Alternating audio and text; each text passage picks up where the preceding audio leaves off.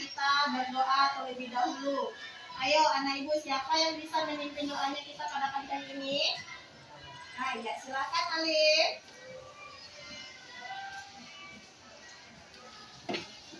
Perhatian. Di tempat duduk. Siap, gerak. Kepada ibu guru. Hormat, gerak. Tegak, gerak. Berdoa dimulai.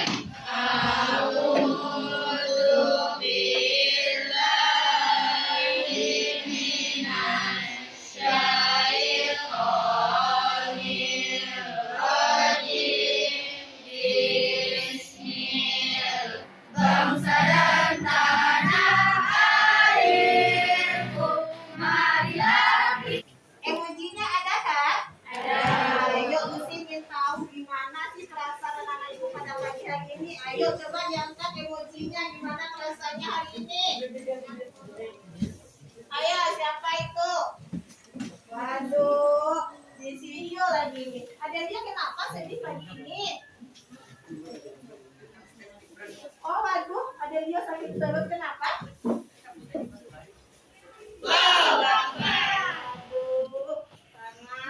Luar biasa sekali ya. Hari ini apakah ada yang tidak hadir, Nak? Ada. Siapa yang tidak hadir hari ini? Kurang ajar. Apa tujuan pembelajaran kita pada pagi hari ini? Nah, ini dia. Di mana di sini nanti selesai pembelajaran ini, Busi harapkan kepada anak-anak ibu dengan bertanya jawab. Anak-anak ibu maka pembelajaran sebelumnya kan kita udah belajar tentang hak dan kewajiban. Ayo siapa yang masih ingat apa sih yang dimaksud dengan hak? Coba ada Dio. Hak adalah sesuatu yang wajib. Kita mendapatkan hak. Kewajiban harus dilakukan agar hak kita terdapat. Dan juga kita tidak boleh menerima hak terlebih dahulu. Kita harus mendahulukan kewajiban dulu. Iya bagus. Jadi antara hak dan kewajiban itu harus kita jalankan. Bayangkan sampah akan terus bertambah dan tidak terbendung. Itu bisa menimbulkan banjir akibat sampah yang memenuhi aliran sungai dan saluran pembuangan. Sampah ini juga akan menimbulkan polusi. Nah, anak-anak ibu tadi kan sudah menyimak atau menyaksikan video yang Busi tayangkan. Nah, di sini Busi tanya, mengapa orang di dalam video tersebut melakukannya? Karena rumahnya dekat dari tempat lokasi pembuangan sampah yang dilarang itu. Apa lagi yang kamu amati lagi, Nak? Sama. Karena orangnya tidak memiliki kesadaran. Fadil? Malas katanya tadi dalam video dia menjelaskan dekat dari rumahnya. Nah, di sini apa yang harus dilakukan agar hal ini tidak terus terjadi? Ayo, Fakar. Menegur orang yang Menegur orang yang membuang sampah. Ada yang Nak? membuang sampah. Ya. Nah, dari kejadian tadi apa sih akibatnya kalau kita membuang sampah sembarangan? Mutiara? Menimbulkan bau busuk. Menimbulkan bau busuk. Nabil? Terjadinya banjir. Terjadinya banjir. Akan terjadi polusi udara. Terjadinya polusi. Ini gambarnya apa ini? Situasi peristiwanya apa ini, Nak? Orang. Apa itu peristiwa yang terjadinya pada gambar itu? Ya, bencana alam. Apa bencana alam yang terjadi dalam gambar? Adalah banjir. Nah, sekarang dari gambar yang Busri tayangkan, nanti anak-anak ibu silahkan berdiskusi per kelompok. Anak ibu ceritakan apa yang terjadi pada gambar tersebut. Terus bagaimana perasaan yang kamu rasakan jika mengalami keadaan tersebut. Nah, nanti anak ibu tuliskan bentuk empatinya seperti apa terhadap peristiwa yang ada di gambar tersebut. Nah, terus nanti anak ibu identifikasi kewajiban apa yang tidak terlaksana dalam gambar tersebut.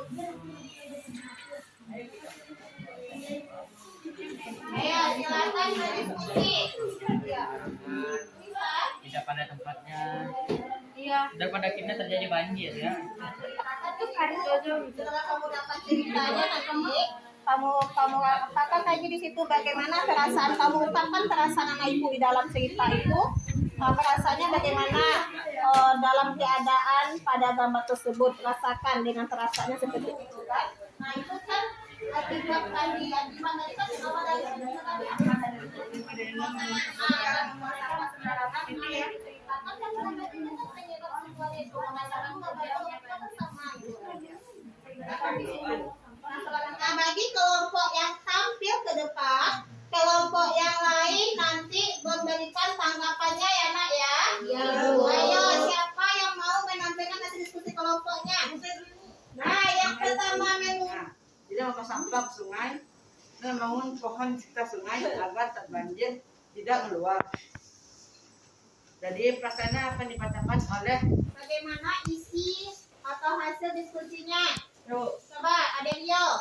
Tanggapan saya tentang presentasi dari kelompok perenang kritis adalah jawaban yang dipresentasikan itu sangat bagus, Ya, apalagi? sangat detail dari penyebab. Itu tidak membuang sampah sembarangan karena itu akan menyebabkan dan lupa banjir. Iya bagus. Nah dari hasil kan bagaimana perasaannya tadi? Sedih, ada sedih, apa lagi? Ada dia tuh menyadar Ada sedih, terus dia di situ ada menyadari kesadaran dirinya akan sampah. Nah, terima kasih kepada kelompok yang benar-benar kritis. Kasih aplausnya. Tepuk hebat. Santai. membuang sampah pada tempatnya. Dan buang sampah pada tempatnya. Apa lagi, Fasan? Bergotong royong membersihkan selokan sampah. Bergotong royong membersihkan sampah. Ada lagi? Ada lagi, Nah, jadi kita juga punya sebagai pelajar punya juga kewajiban kita dalam mengatasi sampah. Kalau tidak ada kewajiban kita atau lalai kita dengan sampah, apa sih yang terjadi tadi? Dapat terjadinya banjir, polusi udara, dan banyaknya pencemaran lingkungan yang ada di sekitar. Dan dapat menghambat kegiatan yang dilakukan oleh manusia. Iya, bagus, Isan. Ada lagi pendapatnya? Silakan, Rara. Ada yang penyakit, Bu. Adanya penyakit, diserang penyakit. Apalagi, Tante? Dicemari air, Bu. Dicemari air. Nah, sekarang di kondisi sekolah lagi. Nah, anak-anak ibu di sekolah masih adakah membuang sampah sembarangan? Tidak ada. Tapi masih ada juga beberapa orang yang tidak sadar dapat membuang sampah dapat membuat lingkungan sekolah bersih.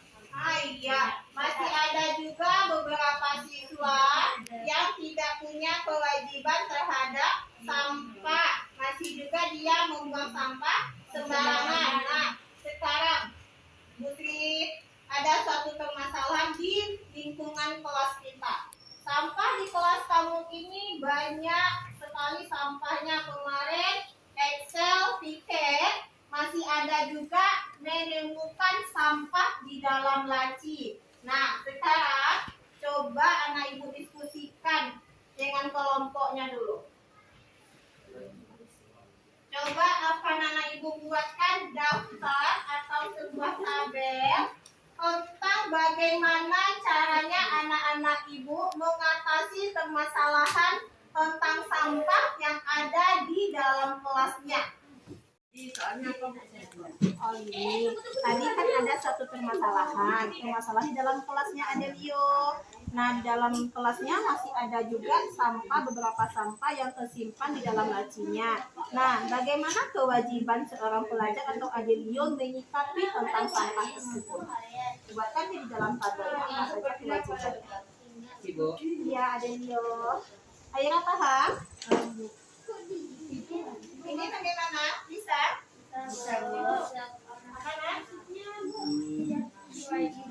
Ya, apa bentuk-bentuk kewajiban yang harus anak ibu lakukan dalam permasalahan tentang sampah di lingkungan kelasnya? Apa tadi permasalahan yang mesti timbulkan tadi? Silakan Pak Nabil. Banyaknya sampah di dalam laci dan juga banyaknya sampah di pojokan kelas, Bu. Iya, banyaknya sampah di dalam laci Terus adanya sampah di bagian sudut-sudut ruangan kelas kita. Ayo kelompok siapa yang mau menampilkan hasil diskusinya? Ayo silakan kelompoknya gotong royong. Tema yang sedang kita kelas itu berhubung dengan kita tidak boleh bergantung kepada orang yang tidak ada. Satu. Oke, siapa yang bisa memberikan tanggapannya? Nah, kelompoknya mandiri, silakan ambil. Penyampaian kelompok Islam itu sangat bagus dan juga dan tidak tergesa-gesa. Ya, bagaimana isi hasil kelompoknya bagaimana? Sudah Sudah perfect ya, sudah bagus ya. Berarti sudah bisa dalam kegiatan hasil diskusinya itu sudah bisa kita terapkan dalam kelas ya anak-anak ibu ya. Berarti kalau kita terapkan sesuai dengan hasil diskusi kelompoknya yang ini, maka situasi kelas atau suasana kelas kita bagaimana? Bersih dan nyaman. Kita akan nyaman berada di dalam kelas. Terima kasih kelompoknya gotong royong. Silakan kembali ke tempat duduknya. Ayo berikan aplaus untuk kelompoknya gotong royong. hebat. Dua handphone. Hebat. Nah, anak-anak ibu, dengan pelajaran kita hari ini ada beberapa yang banyak bisa kita ambil ya. Dimana di sini adalah tentang kebersihan lingkungan, baik itu di dalam lingkungan sekolah, di dalam lingkungan rumah, atau di dalam lingkungan masyarakat. Nah, anak-anak ibu tadi kan sudah tahu apa saja sih akibat yang akan terjadi apabila kita melalaikan kewajiban kita baik sebagai pelajar atau sebagai warga masyarakat. Nah, dari materi yang Muti sampaikan ini ada yang mau bertanya? Tidak ada. Nah, sekarang siapa yang bisa menyimpulkan pelajaran kita pada hari ini? Nah, silakan Mutiara. Kesimpulannya adalah kewajiban masyarakat menjaga lingkungan seperti tidak membuang sampah ke sungai, menjaga kebersihan lingkungan, dan mengadakan gotong royong. Ya, ada lagi yang bisa menyimpulkannya lagi selain itu? Silakan Adelio. Akibat dari membuang sampah sembarangan adalah tercemarnya air, polusi udara, dan penyebab terjadinya banjir. Iya. Nah, jadi dari pelajaran kita hari ini, anak-anak ibu sudah bisa ya menjaga lingkungan kita dengan baik ya, agar kita terhindar dari banjir, polusi udara, apa lagi? Lingkungan atau tercemarnya air, terus penyakit dan polusi udara. Nah, kalau lingkungan kita dalam keadaan bersih atau asri, maka kita dimanapun berada akan terasa nyaman dan senang. Oke, bagaimana perasaan anak-anak ibu setelah kita belajar hari ini? Jadi, Gusti harapkan dengan pelajaran kita hari ini, anak-anak ibu bisa menerapkannya dalam lingkungan sekolah atau di dalam kehidupannya sehari-hari. Nah, kita bagaimana kita? Hebat. 6B. Oke, terima kasih. Kita hari ini sampai jumpa besok. Anak-anak ibu tetap ya jaga selalu protokol kesehatan dimanapun anak-anak ibu berada. Assalamualaikum warahmatullahi wabarakatuh.